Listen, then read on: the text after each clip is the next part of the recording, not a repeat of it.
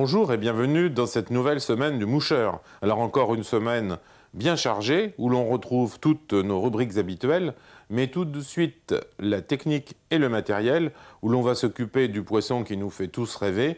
Bien entendu, il s'agit du saumon.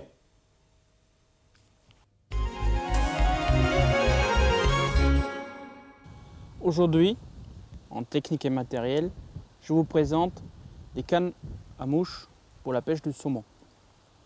Nous avons, à vrai dire, deux grandes écoles qui sont tous les deux quand même importantes, qui est l'école anglaise où on pêche avec des cannes à deux mains et la canne plutôt américaine, je dirais même plus québécois, où on en pêche à une main. Qu'est-ce que ça veut dire? Chez nous, au vieux continent, en Angleterre, en Écosse, en Irlande et naturellement aussi en France, même ici dans des gaves, on a tendance d'utiliser des cannes à deux mains. Nous avons donc des cannes qui font au moins 13 pieds, donc 13 fois 33 cm, et qui se manœuvrent avec les deux mains. On prend le bas et le haut, on lance et on passe devant. À l'autre côté de l'Atlantique, les gens pêchent avec des cannes tout petites, comme nous les truites, ou les truites de mer ou le black bass, on pêche avec des cannes toutes simples. Donc, pourquoi cette différence? Premièrement, il faut savoir que ici, sur le vieux continent, on pêche surtout et quasiment exclusivement avec des mouches noyées ou mouillées. C'est-à-dire que des mouches à saumon traditionnelles qui en présentent sous l'eau. Donc, on a une ligne dehors, une ligne flottante souvent, sauf en cas des eaux très fortes. Et la mouche, elle est assez grosse, elle peut être 1,0 ou elle va aussi jusqu'aux des mouches plus petites, mais c'est en général toujours sous l'eau. Et nous pêchons une longueur fixe, on arrache, on pose, on fait la coulée, on arrache, on pose, on fait la coulée. Hors de l'autre Atlantique, on pêche souvent avec des mouches sèches. Oui, vous allez dire, ça vous surprend. Moi aussi, ça m'a surpris parce que je ne croyais pas, mais j'y étais, j'ai vu et j'ai pris du saumon. Et même des saumons de 90 cm en mouche sèche. C'est magnifique. Vous avez là-bas une canne légère, tout petite comme cela. Vous avez une soie normale de soie de 7 ou de 8. Or, ici, vous avez des soies de 10, 12, même 13. Et vous avez un bas de ligne de 25 ou 35 centièmes avec une mouche sèche, un bomber ou une live wolf. Et vous voyez le saumon qui monte et qui ouvre sa gueule et qui prend votre mouche sèche. C'est magnifique. C'est deux écoles, c'est deux types de pêche et ce n'est pas les mêmes rivières. Voyons maintenant comment se présente une canne à deux mains montée et quel est le geste de principe. Les cannes modernes en carbone se présentent en la plupart en 3 brins, mais il existe aussi maintenant en 4 brins et même en 5 brins. Donc le modèle ici en module carbone, c'est en 3 brins et fait 13 pieds. Donc nous avons ici la canne toute faite et équipée d'un moulinet avec une grande contenance de backing, à peu près 200 mètres, et bien équilibré. Et le geste, donc, on le verra ultérieurement en laissant de lancer qu'on fait ensemble. On prend la canne ici avec la main droite, ici avec la main gauche, on arrache le fil et on lance devant. Le fil passe ici et on suit la dérive et on maîtrise le poisson grâce à la perche qui est assez longue. En contraire, nous avons la canne québécoise ou américaine comme Live Wolf l'a préconisé pour la pêche en mouche sèche. Donc ici une 9 pieds, soit de 7, éventuellement 8, en 4 brins carbone qui fait donc, comme je vous ai dit, seulement 9 pieds et qui se lance avec le pouce ou avec l'index comme tous les Autrichiens, comme une mouche sèche normale. Voilà, à vous à choisir selon vos endroits de pêche, selon la technique que vous choisissez, mouche sèche ou mouche noyée. Alors voilà, si vous hésitiez entre une grande canne et une petite canne, vous savez maintenant comment choisir. Et tout de suite notre rubrique environnement, où j'ai peur qu'Eric se mette encore en colère. Dans l'environnement des pêcheurs, encore et aujourd'hui, je vous parlerai de quelque chose qui ne me réjouit pas beaucoup. Voyez-vous, là, une rivière magnifique, propre, on voit des cailloux, des galets, avec des interstices qui permettent la pérennité de tous nos insectes qui nous sont si chers, qui font gober nos truites et nos ombres. Et là derrière, vous voyez que tout ça n'existe plus, car il y a un phénomène qui est à cause aussi de l'eutrophisation que je vous ai déjà parlé, qui s'appelle tout simplement le périphyton. En effet, il s'agit des colonies d'algues qui tapissent le sol de votre plan d'eau, de votre ruisseau ou de votre rivière. C'est-à-dire que ce ne sont pas des algues en suspens qui sont emportées par la rivière, mais ce sont des algues qui colonisent le fond. Alors, pourquoi ça a du mal pour nos cours d'eau? Au premier vue, ça n'a pas du mal, parce qu'on voit bien que dans très peu d'eau, donc beaucoup de soleil, donc beaucoup de lumière, beaucoup de réchauffement de l'eau, on voit que des petits poissons profitent. Donc, ces petits poissons qui sont là, les alevins que vous voyez, donc le taille est différente des tout petits et des un peu plus grands, sont ici évidemment en sécurité des prédateurs, des grosses truites, dans l'eau. Ils profitent aussi ici du plancton qui arrive à pousser bien, qui est importé dans la rivière et qui ici dans cet endroit n'est pas emporté par le courant. Mais vous voyez ici bien une limite de marron et de vert qui couvre entièrement le sol. Ça, c'est très mauvais. Parce que le côté marron sont tout simplement des diatomées. Ce sont des algues qui sont très pointillées et qui piquent des poissons dans des huiles en dehors qui font évidemment une couche qui renferme les interstices. Un peu plus loin, donc dans l'eau un peu plus profonde, vous avez des tapis des algues vertes. Donc ces colonies qui colonisent donc le sol s'appellent le périphyton. Alors pourquoi c'est très mauvais? C'est mauvais pour plusieurs raisons. La plus importante est que cette couche d'algues fait qu'il n'y a plus de possibilité d'échange entre les interstices de votre gravier, de votre sol des rivières, pour les insectes qui vivent dedans et qui font leur cycle diurne, nocturne. Donc on sait très bien que les insectes, la nuit, ils sortent des interstices des cailloux pour se nourrir en surface, car toutes les interstices sont colmatés. Qui va dire colmatage des interstices va dire forcément une baisse de biomasse, donc il y a moins d'insectes. Si vous avez moins d'insectes, il y a moins de truites, ça paraît logique. Donc c'est quand même quelque chose de très très grave, car notre sol de notre rivière, le sol de nos ruisseaux, s'appauvrit avec cette prolifération des algues au fond. D'autre côté, il ne faut pas oublier non plus que les algues, c'est bien gentil, produisent bien l'oxygène dans la journée, mais ils s'en prennent aussi la nuit quand ils n'en produisent plus. Donc il peut y avoir des déficits d'oxygène pendant la nuit qui font mourir nos petits alevins qu'on a vus. Et il ne faut pas non plus oublier que c'est quand même un changement de biotope qui n'a rien à voir avec nos rivières à truites, avec nos rivières à ombre, et qui est de toute façon néfaste pour notre pêche. Je pense que vous prenez conscience de ça et il faut lutter de tout cœur en étant pêcheur contre ça. Alors Roman Moser, lui, ne doit pas connaître ce type de rivière, car il a inventé une mouche tout à fait superbe, dont Eric va nous montrer comment elle se monte.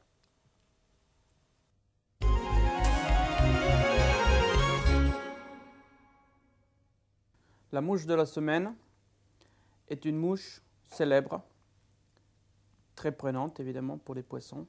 Elle a été inventée par un Autrichien qui s'appelle Roman Moser. Vous connaissez bien ce maître pêcheur de la Traun qui était élève de Hans Gebetsreuter et qui a inventé toute une série de mouches de conception nouvelle. Aujourd'hui, je vous présente la Hatching Cadis, c'est-à-dire c'est évidemment une émergente de trichoptère, donc de sedge, mais à son ultime stade, c'est-à-dire quand elle perce le film de la surface, juste avant s'envoler. Donc ce modèle qui était conçu par lui a des particularités qu'il flotte vertical dans l'eau, qui fait vraiment l'imitation de la pupa qui monte en haut, qui perce le film de la surface. Les ailes sont déjà dehors, le reste est encore juste dans l'eau, elle est près de s'envoler. Donc cette mouche pêchée les soirs d'été, c'est évidemment mortel pour les truites. Voyons comment on la monte. Pour cette mouche, donc, on utilise un hameçon K10, donc comme d'habitude rond, pour imiter la courbe de la pupa qui monte en surface. L'abdomen va être fait tout simplement avec un bout de moquette, en fait un bout de body gills. Donc on va enrouler autour du body gills qui va faire un abdomen uniformisé et avec des petits poils pour faire l'attraction de vie. Le clou est quand même qu'avant qu'on met ça, on met derrière un tout petit peu de cuivre, de fil de cuivre, qui justement va faire que le poids la fait pencher vers le bas. Ensuite, on va mettre du poil de chevreuil en éventail qui va aller vers devant et faire en même temps le thorax plié ici. Ensuite, on va avec du polycellon faire une boîte à ailes encore flottante. Donc en fait la mouche, ici tout ce qu'il faut pour qu'elle flotte, ici le corps et en bas un petit peu de cuivre pour qu'elle tienne dans l'eau. Donc dans l'eau elle sera comme ça. Voilà. Et comme ça elle sera prise par la truite. Voyons maintenant qu'est-ce qu'il nous faut comme matériaux et matériel pour la monter. Comme d'habitude, l'étau qui sert bien. Ensuite, porte-bobine, passe-fil si on casse, ciseaux travaux fins, ciseaux matériaux rigides, une aiguille à dubbing et du vernis pour la tête. Côté matériaux, les hameçons K10, donc rond, le fil de cuivre pour le lestage arrière, qu'est-ce que j'appelle la moquette, qui en fait c'est du body gills, donc le matériau pour l'abdomen. Entendu que le body gills existe aussi dans toutes sortes de coloris pour toutes sortes d'émergentes et de nymphes. Ensuite, on utilise du poil de chevreuil fin de l'hiver pour faire les ailes et le thorax, et de la mousse, ici jaune, pour la boîte à ailes, pour que la mouche flotte. Mettons-nous à l'étau pour la faire. On commence comme toujours par l'enroulement du fil jusqu'en bas dans la courbure. Ensuite, du cuivre qu'on prend, qu'on fixe, toujours bien fixé, des matériaux rigides. Là je vais aller un peu devant pour travailler plus facilement. Donc on tourne selon la taille de la mouche, on met plus ou moins. Il faut sentir le poids au rapport à la taille. Donc un tout petit peu. Hop. Voilà.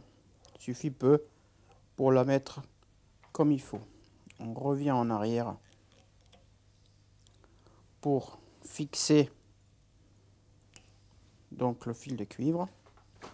Bon, voilà, premier astuce de Roman Moser pour que la mouche tient droit dans l'eau. Bon, ici maintenant les body gills, on coupe une bande assez fine et au bout pointu, très important pour que quand on la fixe, ça ne fasse pas une boule, pour faire un corps joli et uniforme. Bon, maintenant on va devant en créant un sous-corps jusqu'à peu près 2/3. On enroule sans trop tirer sur la mousse pour donner un volume quand même les body gills. Ici je les ai mis olives pour imiter donc les trichoptères sans fourreau, donc Rhiacophila hydropsych les deux qui sont dans nos rivières. On a fait un corps bien volumineux, bien joli. Voilà, ça c'est fait. Maintenant, on va fixer le poil de chevreuil. Donc ici, on a un poil de chevreuil d'hiver. On le voit premièrement par la couleur grise. Deuxièmement, par sa texture. Le poil d'été de chevreuil est plutôt roux et beaucoup plus fin en texture. Et donc, il ne sert pas pour les mouches qui doivent bien flotter. Alors, là, on prend quelques fibres. Hop. On nettoie. On regarde déjà la quantité. Là, il y en a 2 trop. Beaucoup de trop. Et ensuite, on va les fixer vers le devant. Voilà. Hop. On relève. Et là, le clou, on fixe les bouts derrière qui fait un sous-corps. Donc là, on va finir. Qui fait un sous-corps, un sous-thorax si on veut être précis, en poil de chevreuil. Maintenant, le polycelon jaune. Une bande de à peu près 2 mm. Une fois de plus, qui doit être pointu du côté où on le fixe. Se fixe à la limite de l'abdomen.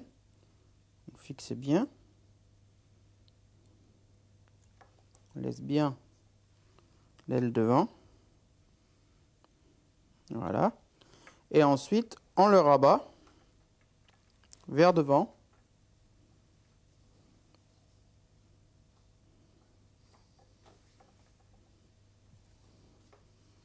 Et hop, on fixe.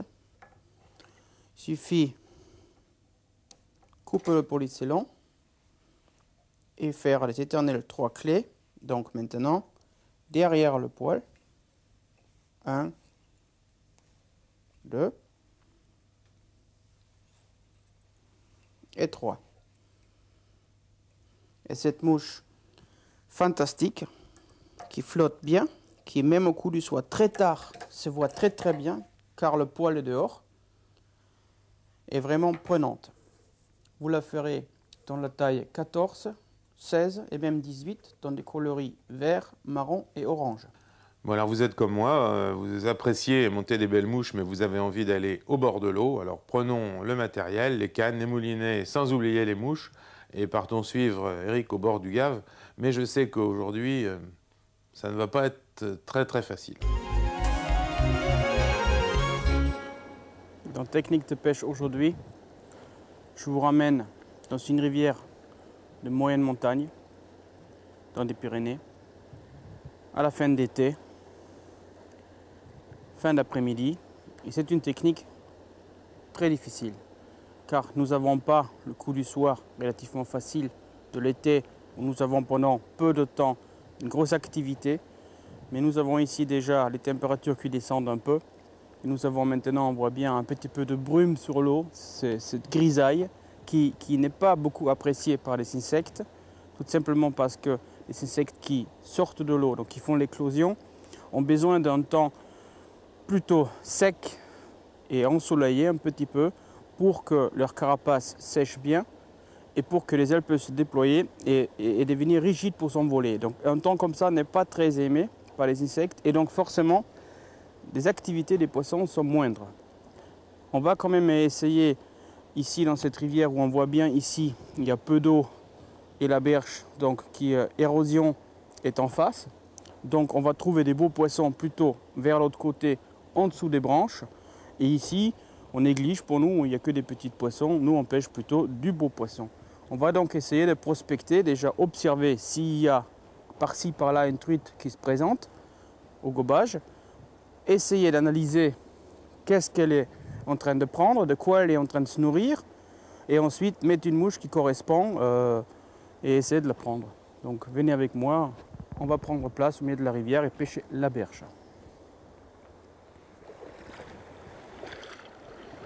Comme d'habitude, on se déplace le plus doucement possible pour ne pas alerter la ligne latérale du poisson, parce que sinon, même un poisson en place sera imprenable, tout en se déplaçant, en mettant toujours les pieds entre les galets et pas dessus pour ne pas tomber à l'eau. Nous regardons attentivement la berge en face uniquement. On remarque qu'il y a beaucoup de diptères dans l'air. On voit par-ci par-là des gros éphémères sortir de l'eau, donc en subimago. Et on voit quelques sedges, quelques femelles de sedge pondre. Mais il est l'après-midi, c'est un peu tôt.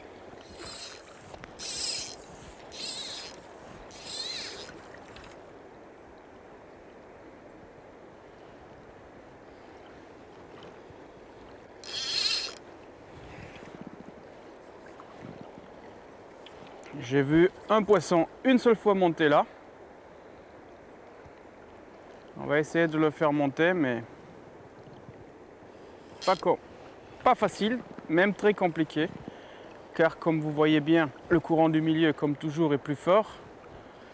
Et donc, ça drague rapidement. C'est pas de la tarte, hein.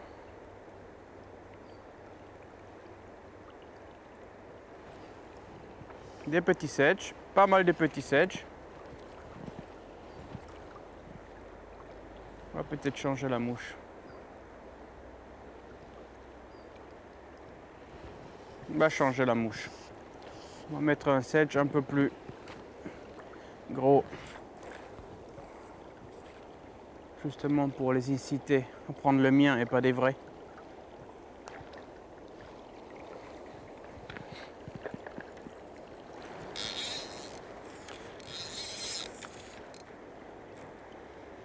Là devant le pilier du pont, du ancien pont, comme devant tous les piliers du pont du monde, il y a toujours un beau poisson. Les conditions de brume, comme j'ai dit tout à l'heure, sont pas bonnes, mais j'ai vu 2 poissons gober une fois. Et donc on va essayer de les leurrer. Mais si je dis essayer, c'est vraiment essayer. Alors ils sont sur des sedges, car il y a une belle éclosion de sedges malgré tout. Mais il n'y a pas d'irrégularité d'éclosion et il n'y a pas surtout d'irrégularité de gobage. Il n'y a pas de poisson installé.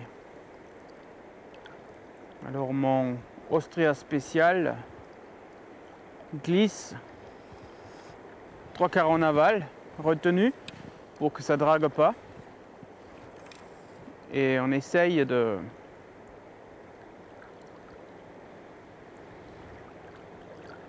leurrer une.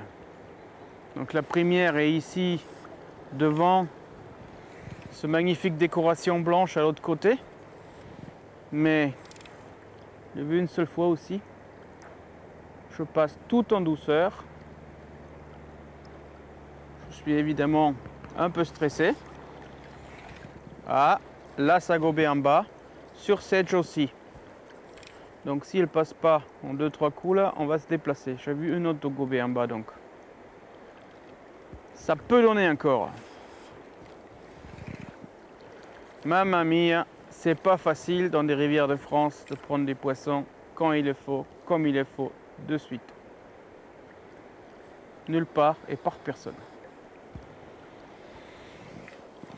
Une dernière fois ici. Et on va aller un peu plus bas pour voir si l'autre qui avait l'air vraiment belle, je l'estime à au moins 40 cm, va vouloir se jeter sur mon sedge. Autrichien. Alors il y avait 2 poissons là ici alors maintenant. Une juste à la sortie du pilier, en ligne directe de moi. en 3/4 aval. Et l'autre était à peu près 5 mètres plus bas. J'essaie de pas de lancer dessus. On pose, on donne du mou et on attend.